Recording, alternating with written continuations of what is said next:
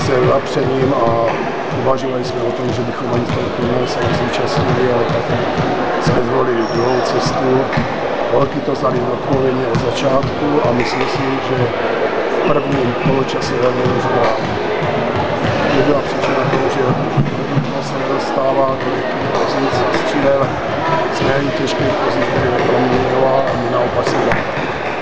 Škoda, že sme nezachytili nástup v prvej štvrtine supera, i keď som samozrejme upozorňoval na to, že Imos má tie začiatky stretnutí veľmi dobré, koncentrovaný výkon a aj tak sme to nezachytili, čo ovplyvnilo ďalší priebeh stretnutia.